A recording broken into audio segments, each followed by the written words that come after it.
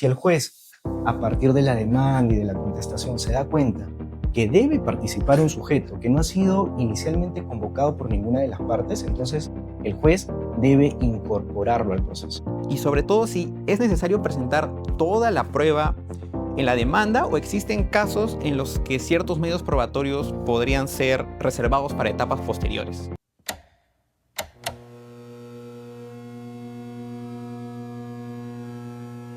Buen día con todos, nos encontramos en otro nuevo episodio del podcast Al Margen, su podcast favorito de Derecho. En esta oportunidad nos encontramos en el estudio Avendaño, junto a los doctores y conductores de Café Procesal, doctor Jonathan Quispe y la doctora Daniela Chico. Doctor, ¿cómo está? Muy contento, Yair, muchas gracias por la invitación. Estamos contentos de participar de este primer episodio del ABC Procesal. Gracias, doctor. Doctora Daniela, ¿cómo está? Igualmente, bastante contenta de poder participar de esta sección y esperemos que les sea de mucha utilidad. Gracias. Bueno, el día de hoy vamos a tocar un tema bastante interesante porque a lo largo de la historia y es de pleno conocimiento en la cultura popular peruana el tema de la demanda o del proceso civil en general. Es importante esclarecer esto y para ello hemos preparado una lista de preguntas acerca de ello con las cuales vamos a comenzar. Doctor Jonathan, ¿qué es la etapa postulatoria del proceso civil? A ver, la etapa postulatoria es una de las etapas que tiene el proceso judicial peruano. Si imaginamos al proceso pues como un camino que debe ser recorrido de inicio a fin, la etapa postulatoria representa el primer tramo de ese camino. Hay tramos que vienen más adelante, como por ejemplo la etapa probatoria, decisoria, impugnatoria y ejecutoria. En la etapa postulatoria lo importante, lo que debemos recordar es que en términos coloquiales se va a formar la discusión del proceso. ¿Qué va a pasar aquí? La parte demandante y la parte demandada van a presentar sus posturas, van a acompañar los argumentos y las pruebas que respaldan esas posturas y a partir de allí el juez del caso va a determinar si el escenario de discusión está correctamente instaurado. Entonces, para entender pues lo que les he dicho a partir de esta explicación sencilla, es necesario manejar varios conceptos, varias instituciones procesales, como por ejemplo la pretensión, la legitimación, la acumulación, los elementos de la relación jurídica procesal, el ofrecimiento de pruebas, entre otros. Lo que deben recordar hasta este punto es que la etapa postulatoria es un tramo muy importante porque de ella van a depender los demás tramos que vienen. Entonces, habiendo entendido lo anterior, doctora Daniela, ¿cuáles son los principales momentos de la etapa postulatoria? La etapa postulatoria tiene diversos actos procesales. Sin embargo, si me preguntas por los principales, podemos decir que los más importantes son la demanda y la contestación a la demanda. Y esto se debe a que en estos dos actos postulatorios las partes van a introducir sus posiciones y el juez va a entender sobre de qué versa la controversia que posteriormente resolverá. Por un lado, en la demanda, la parte demandante presentará sus pedidos, sus fundamentos de hecho y de derecho y también ofrecerá sus pruebas que acreditan estos hechos. Asimismo, la contraparte va a contradecir esto a través de sus propios fundamentos y a través de sus propias pruebas. Esos son los dos actos principales que consideramos de la etapa postulatoria. Ahora, mucho se habla de la demanda, tanto dentro del mundo jurídico como fuera, para quienes saben y quienes no saben de derecho. Entonces, ¿qué representa la demanda dentro del proceso? Y lo más importante, ¿qué requisitos tiene que cumplir para que sea admitida? La demanda es el primer escrito que va a presentar la parte demandante y es con el cual se va a iniciar la etapa postulatoria. Además, a través de esta demanda, el juez va a conocer los pedidos que tiene la parte demandante y qué es lo que pretende a través del proceso. Ahora bien, sobre los requisitos que debe tener la demanda para que ésta sea admitida, estos se encuentran regulados en la norma, específicamente en los artículos 424 y 425 del Código Procesal Civil, y en términos sencillos son los siguientes. La demanda debe contener la identificación de la parte que demanda y la parte a quien se demanda. También debe especificar el pedido que se realiza o los pedidos. Asimismo, si es que son varios pedidos, el tipo de acumulación que tienen estos pedidos. Es decir, cuál es el principal, cuál es el accesorio, cuál es el subordinado, si hay alguno alternativo, condicional, entre otros. También debe contener los fundamentos de hecho y de derecho que sustentan esos pedidos. Y finalmente debe ofrecer los medios probatorios que acreditan los hechos que la parte demandante alega en ese escrito. Y todo esto tiene como finalidad un aspecto central, y es que la demanda debe tener claridad. Y debe tener claridad tanto para que el juez pueda realizar un análisis pacífico sobre los requisitos de la demanda y ver si esta debe ser admitida o no, y también para que la contraparte pueda responder de manera ordenada y clara con todos los argumentos que la parte demandante ha introducido. Excelente. Bueno, con esta explicación bastante específica creo que ya quedó claro qué es la demanda y qué requisitos se necesitan. Por otro lado, doctor, en esta etapa, ¿el juez cumple una función de mero trámite o tiene un rol más activo? Es una buena pregunta. El juez tiene y debe tener un rol activo no solo en esta etapa, sino a lo largo de todo el proceso, de inicio a fin. ¿Qué significa eso? Significa dos cosas. La primera es que el juez debe velar porque se respeten y se garanticen todos los derechos fundamentales que ambas partes tienen dentro del proceso. Y número dos, el juez debe velar también porque el proceso se desenvuelva adecuadamente de inicio a fin. Vamos a aterrizar esto pues en algunos escenarios concretos, ¿ya? Cuando se presenta la demanda y el juez evalúa su admisión, el juez debe evitar rechazarla, por ejemplo, porque ésta no ha cumplido con formalidades o requisitos que sean inútiles. Si la rechaza, entonces estaría afectando pues el derecho de acceso a la jurisdicción, ¿no? Cuando el juez notifica la demanda a la parte demandada, debe velar para que esta notificación se realice adecuadamente. ¿Esto qué significa? Que el demandado reciba toda la demanda, no solo la resolución que admitió la demanda, no solo el escrito de demanda, sino también todos los anexos que van acompañados a la demanda. ¿Y por qué esto es importante? Porque de esta manera se va a garantizar que el demandado puede ejercer plenamente su derecho a la defensa. Y el juez debe velar, por ejemplo, porque el proceso esté correctamente constituido, a pesar de que las partes al inicio no se hayan dado cuenta de algún problema en la constitución. Si el juez, a partir de la demanda y de la contestación, se da cuenta que debe participar un sujeto que no ha sido inicialmente convocado por ninguna de las partes, entonces el juez debe incorporarlo al proceso. Y así como estos escenarios, hay otros más sobre los cuales el juez debe prestar bastante atención. Por eso, el juez debe tener un rol activo de inicio a fin. Gracias, doctor. Excelente. En referencia al rol más activo que tiene el juez, ¿podrías explicarnos, doctora, cuál es la diferencia entre una demanda inadmisible y una improcedente? Claro.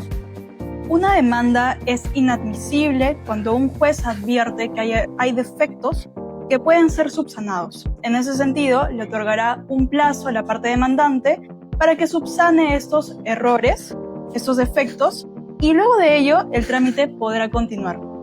En cambio, una demanda puede ser declarada improcedente cuando el juez advierte que hay defectos que no pueden ser subsanados. La consecuencia de ello será que se archive el expediente. Estos requisitos de inadmisibilidad, de admisibilidad y procedencia de la demanda se encuentran regulados en los artículos 426 y 427 del Código Procesal Civil. Por poner algunos ejemplos, imaginemos que la parte demandante ha acumulado de manera indebida sus pretensiones. Lo que deberá realizar el juez en ese caso es otorgarle un plazo para que subsane este defecto y luego de subsanado podrá continuar el trámite. Si es que no lo hace dentro del plazo, la demanda deberá ser declarada improcedente. Un ejemplo de una demanda que debe ser improcedente es cuando el petitorio es jurídicamente imposible. Imaginemos que alguien pretende, a través de un proceso de prescripción adquisitiva de dominio, adquirir la propiedad de una plaza de armas. Eso no es jurídicamente posible. En ese caso, el juez deberá declarar improcedente la demanda. Excelente. Entonces ya conocemos la diferencia entre inadmisible e improcedente. Ahora, entrando en otro ámbito dentro del proceso, ¿Podría decirnos, doctora, cuál es el rol de la prueba en la demanda y sobre todo si es necesario presentar toda la prueba en la demanda o existen casos en los que ciertos medios probatorios podrían ser reservados para etapas posteriores? El rol de la prueba en la demanda es fundamental, y es que a través de los medios probatorios lo que harán las partes del proceso es acreditar los hechos que están alegando. Esto es importante tanto en la demanda como en la contestación. Es decir, las partes pueden decir lo que deseen. Sin embargo, no basta con plantearlo y decirlo, sino que tiene que estar acreditado a través de medios probatorios. Ahora bien, ¿en qué momento deben presentarse estos medios probatorios? El tiempo oportuno es junto con sus actos postulatorios. Es decir, el demandante debe presentar sus medios de prueba en la demanda y la contraparte debe presentar sus medios de prueba en su contestación. Sin embargo, la norma del Código Procesal Civil establece excepciones en donde estas pruebas pueden presentarse de manera extemporánea. La norma regula supuestos específicos con requisitos bastante detallados, los cuales deberán cumplir las partes si desean que sus medios probatorios extemporáneos sean admitidos. Para no explayarnos mucho, porque estos requisitos son amplios y tendríamos que desarrollar cada supuesto, les recomendamos visualizar nuestro episodio sobre medios probatorios extemporáneos publicados en nuestro canal de YouTube de Café Procesal. Entonces, chicos, si desean conocer más sobre el tema probatorio, ya saben a dónde acudir para que puedan aprender mucho más. Ya habiendo hablado de la demanda y de cómo esta da inicio al proceso, asumiendo que ya el juez admitió la demanda, creo que surge una pregunta fundamental. ¿Cómo se pone en conocimiento del demandado que existe un proceso en su contra? Porque entiendo que ahí comienza el emplazamiento, es decir, la notificación formal de la demanda, ¿verdad? Sí, correcto. A ver, el demandado toma conocimiento a partir de una notificación judicial, ¿ya? La notificación representa un mecanismo a través del cual se pone en conocimiento de los destinatarios el contenido de las resoluciones judiciales. ¿Qué son las resoluciones judiciales? Son las decisiones que dicta el juez dentro de un proceso. Hay de tres tipos: decretos, autos y sentencias, ¿ya? Para el caso específico de la demanda, el tipo de notificación que se utiliza es uno que se denomina notificación por cédula. En términos sencillos, es una notificación física, así como el papel que tienes ahí en la mano. Entonces, para que tengan una idea, la notificación por cédula es parecida al paquete que se envía por delivery a un destinatario. En este caso, quien envía el paquete es el Poder Judicial, el juez del caso. El que realiza pues el servicio de delivery es la central de notificaciones a través de sus operadores, que son los notificadores, y el destinatario es el demandado. Entonces aquí surge la pregunta: ¿qué es lo que exactamente recibe el demandado cuando se le notifica pues con la demanda? El demandado recibe, y siempre debe recibir, la resolución judicial que admite esa demanda, el escrito de demanda y además los anexos que acompañan esa demanda. Todo este paquete es lo que debe recibir el demandado. Interesante. Pero entonces, digamos, para quienes no están tan familiarizados con este tema en el proceso civil, ¿por qué la notificación es tan importante dentro de un juicio? ¿Y qué es lo que, digamos, realmente garantiza esto? Sí, el tema de las notificaciones es bien importante, ya por lo que mencionas, y hay otros puntos también a considerar. En nuestro canal de YouTube pueden encontrar una serie de videos donde hemos abordado los tipos de notificaciones, cómo se cuentan los plazos a partir de notificaciones, etc. Pero en resumen, las notificaciones son importantes porque a partir de ellas las partes del proceso van a poder ejercer sus derechos. Pensemos en el caso de la notificación de la demanda. Cuando la demanda se notifica al demandado, este toma conocimiento de varios elementos importantes. Toma conocimiento de quién lo está demandando, qué está demandando, por qué está demandando eso, entre otros elementos. Y con esta información podrá ejercer su derecho a la defensa y responder lo que corresponde. Si por el contrario lo que se notifica es otro acto, como por ejemplo una resolución judicial que ha resuelto una excepción de prescripción extintiva, para poner un ejemplo concreto, entonces la parte que se vea desfavorecida con el resultado de esa decisión, imaginemos pues que la excepción ha sido declarada infundada, y es notificada a la parte demandada, que fue la que originalmente la planteó. Entonces, la parte demandada, a partir de la notificación, tomará conocimiento de los argumentos de esa resolución y podrá, si así lo quiere, impugnarla. Entonces, las notificaciones son importantes porque justamente van a permitir que a lo largo del proceso las partes tomen conocimiento de estos actos y puedan ejercer los derechos que corresponden.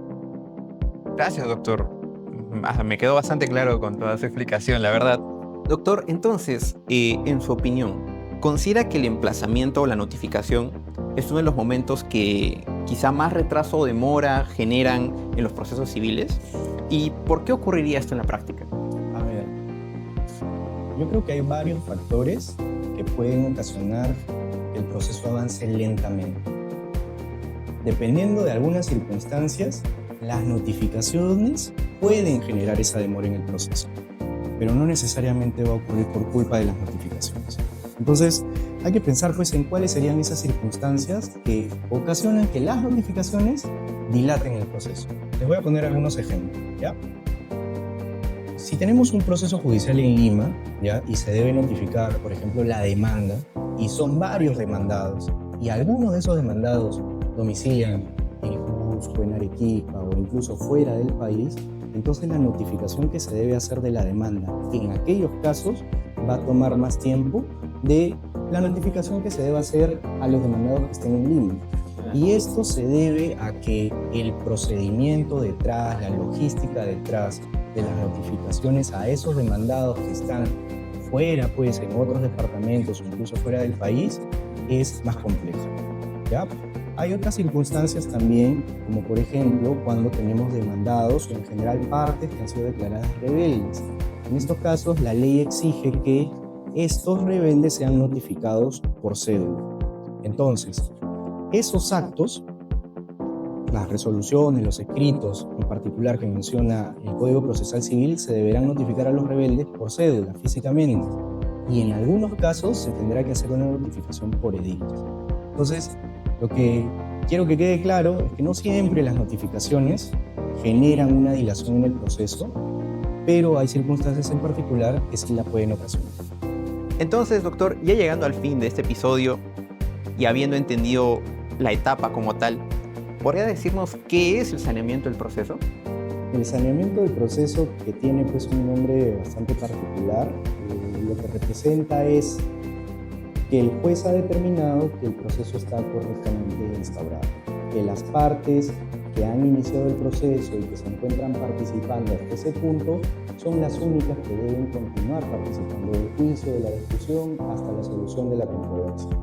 Técnicamente lo que hace el juez en este momento es verificar que la relación jurídico-procesal cumpla con todos esos elementos para que podamos considerar que es una relación jurídica procesal válida, ¿ya? Y esto nos lleva a otros conceptos, otras instituciones que son los denominados presupuestos procesales y condiciones de la acción, así lo menciona la doctrina tradicional, o como también lo llama la doctrina más actual, presupuestos procesales formales y sustanciales. Entonces, lo importante aquí es que luego de que el juez determina el saneamiento probatorio, es decir, que el proceso está correctamente instaurado, podrá desplegar las etapas que vienen, por ejemplo, la probatoria, la decisoria y las que continúan. Claro, es decir, nos encontramos al inicio de algo mucho más grande y de lo cual probablemente vamos a poder continuar aprendiendo y conversando sobre este tema en episodios posteriores. Así es. Muchas gracias, doctor Jonathan. Muchas gracias, doctora Daniela. Este fue nuestro primer episodio de El ABC del Derecho Procesal Civil. Gracias por verlo y espero que lo hayan disfrutado mucho. Nos vemos.